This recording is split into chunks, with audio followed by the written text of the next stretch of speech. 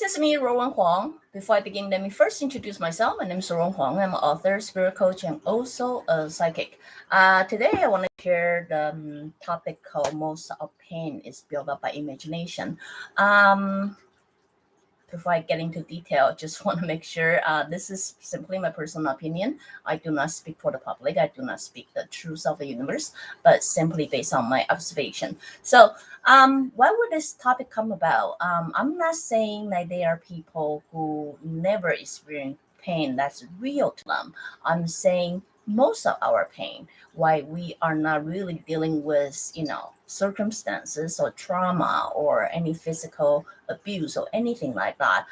Majority of the time, what people do is they imagining what the pain is supposed to be like based on their personal experience or based on their anticipation, based on their suspicion or things like that. I'm going to give you an example. Example is most of us have something we don't like. Most of us have something that we fear. We worry about, got hit by the car. We are worried about, got hit by, got beat up by people we know or people we don't know, things like that. What happened with that is the event doesn't happen every day. And I'm not saying that it doesn't, it does. That's why I don't say all of them. I say most of them,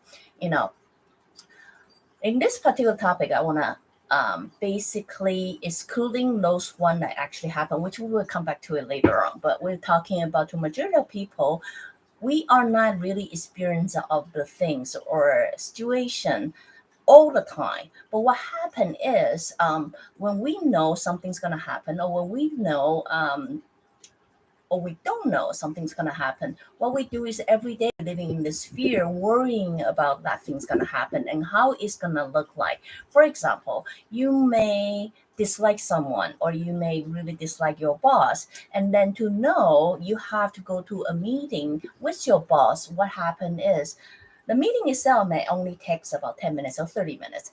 But knowing you're going to have a meeting with that boss, the build-up, it can be like 2 days ago, 3 days ago, 1 week ago, or even 1 month ago. You might start playing trick on you. It could give you this kind of, I couldn't breathe, I feel my heartbeat accelerate, or, I feel a breath or things like that.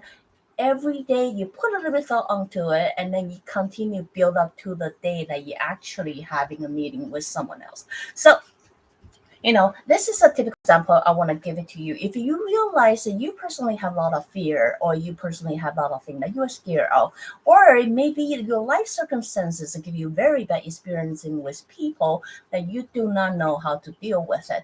What happened is the actual interaction is really short, but the whole process leading to that incident is actually quite prolonged and usually creates some kind of mental stress or physical stress to your body and etc. So what I'm here to suggest is if you are aware you are this type of person that who tend to be worried about things before the things that actually happen, the best way to do is take a couple deep breaths, really calm yourself down, understand what the things or when the situation is gonna happen, or how you can better prepare that day to happen. So instead of worrying about it, feeling anxious about it, which most of us do, or got build up emotion toward the day that things are gonna happen. The best way to do is try to live in this moment and really figuring out, is there anything I can do?